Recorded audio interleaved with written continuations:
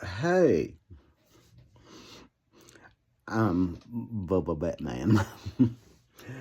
and my first cousin, aka Bruce Wayne, he's up there in Gotham City, and he's fighting crime.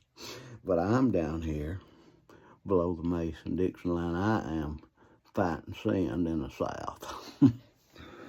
Well, hopefully, in more than just the South. But anyway, we got to start somewhere, don't we? uh, I got a preacher friend. His name's Brother Jerry, and he shared with me that a lot of times, telling a story, well, it just teaches lessons. He's told me about Jesus teaching what they call them parables, and that a parable is a heavenly story with the earth. I'm sorry, an earthly story with a heavenly meaning. Yeah, and he knows I got lots of stories. I mean, I got a bunch of them, and I just love to share them with you. And he's gonna come on here, and when I get done telling my story, and he's gonna tell you a lesson to learn from it that will hopefully help steer your path away from sin and help us all get to go a fare to heaven one day. But anyway, here goes. I'm just gonna share. These are called the parables of Bubba Batman. Here we go. Several years ago, as you can look in the background, I like to hunt. A lot of people don't know that about Bubba Batman, but yes, sir, I love to hunt. And I carried a friend of mine who went to church with me, hunting on some land that I had permission to hunt. And we walked for about 45 minutes on the way before daylight back in these woods. And we got to a point that I had to leave and go one way and him another.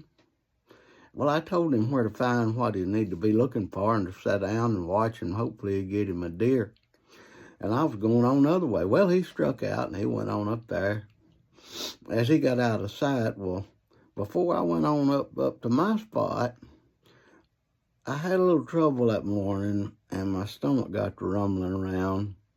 And I realized that I need to take care of a nature call before I went over to my hunt spot. And I sure didn't want to mess up the woods with a lot of, deer can, let me just put it this way, the main sense a deer has is his nose. Enough said. And I didn't want to give him nothing that his nose would detect. So I began to look in this creek that was running there beside me. And a big old ditch creek, and there's a lot of water down in the bottom of it.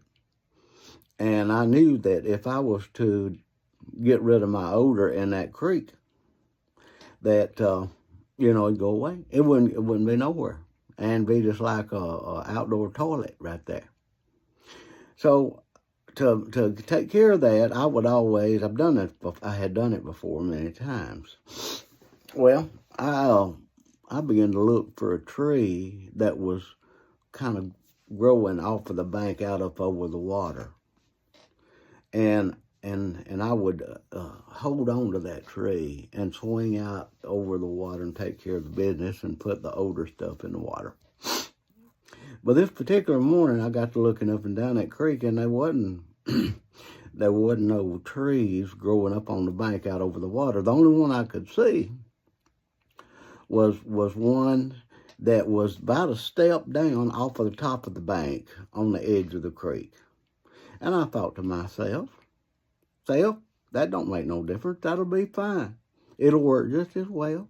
You might as well just go on up there, get a shot, So I walked up there to that tree, and I did something that I always do, and thank God this time it didn't mess up. This part of the story didn't mess up. I leaned my rifle against that tree.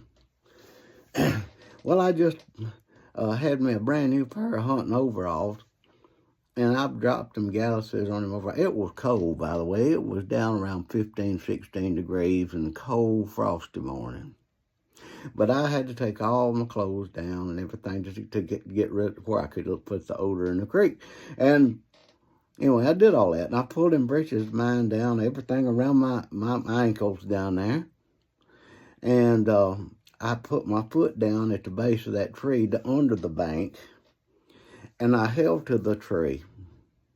And I swung out over that water and put my other foot on the other side. Now, if you'll picture that, here's the tree, and one foot's on this side, the other foot's on that side, and the branches are around the tree between my legs. So my feet were tied to the bottom of that tree. I couldn't pick one up without the other holding against the other. Well, I thought to myself, well, that's not good. Well, when I leaned back against that tree, I don't know what kind of tree it was. All I know is that it was very, very limber. And when I laid down, I just laid back over the top of that water, up high up over the water in the creek, with my britches down all the way. And I had to let go of some odor to take care of business before I went on hunting. So anyway, out there I was, hanging out over the water. And I thought, well, I'm here now. Might as well take care of business. So I let it rip, let it go. And all the odor went down there in the water. Everything seemed like it was pretty good. But then all of a sudden I began to realize, I got a problem here. How in the world am I going to get back up there where I'm supposed to be on the top of that bank? Because my knuckles were getting white holding my body out over that water. I was laid right out over the water like this, and I couldn't get back up. So the first thing that I began to think was I began to get a little bit afraid. Bubba Batman gets afraid. He tries not to show it, but that was kind of getting feared because I didn't know how I was going to get back up without falling in that water on that 15-degree morning. So I got afraid. Next emotion I began to feel was I got mad. Got mad at myself for being so stupid. I don't look stupid, but I got pretty stupid that morning. And then the next emotion that went through my mind was I got tickled at myself because I thought, if somebody was to walk up here and see this, if I was to walk up on somebody else with this like this, I'd laugh at them. This is funny right here. I don't care who you are. This is funny right here. But then after I got through all of that emotional excursion, I began to try to come up with a plan on how I am going to get back up on that bank somehow and not knock my rifle over in the water or in the dirt and hopefully not get myself in too big more mess than I am.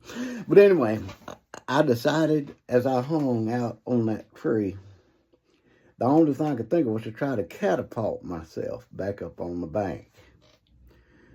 And so I had to use that springy tree to try to slingshot myself back up there on that water, on the bank, to keep me out of the water.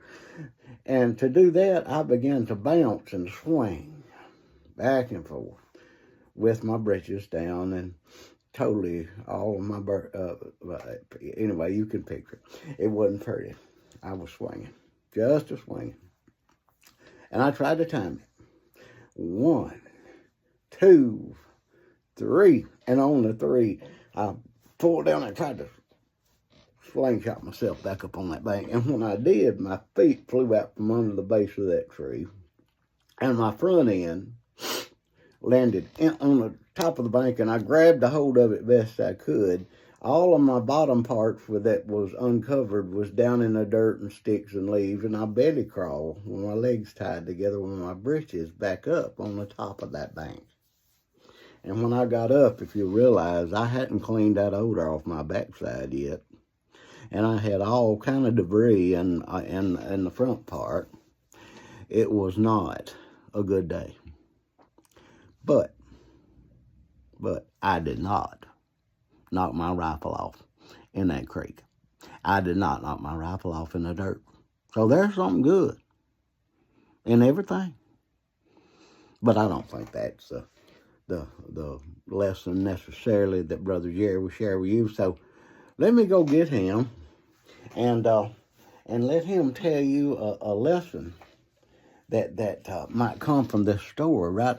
That the Bible teaches about, because we need to learn from the lessons of life, don't we? So, okay, let me go get Brother Jerry. I'll be right back.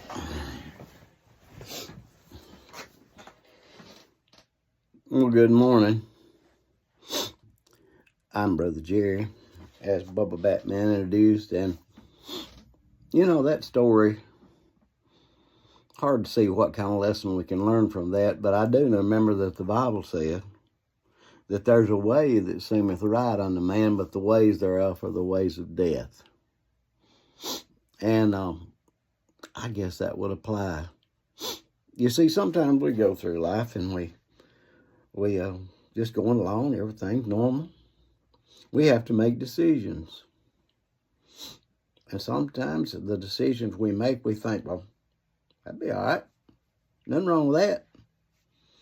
But once we make that step, like Bubba Batman made when he stepped down off of that top of that ring onto that ring, he learned immediately that he had made the wrong decision.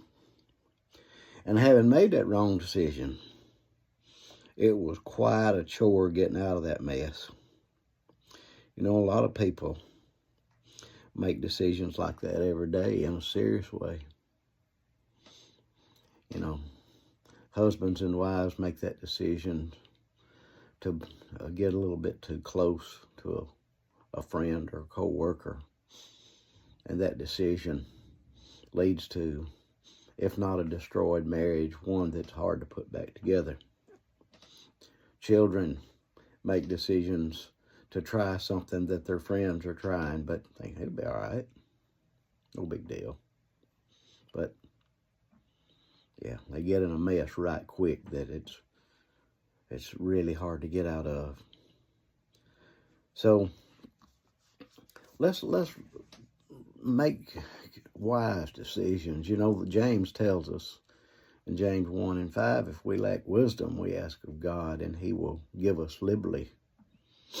But we can't doubt when we ask for it. We've got to trust that wisdom. Got to trust God to give it to us to make those right decisions.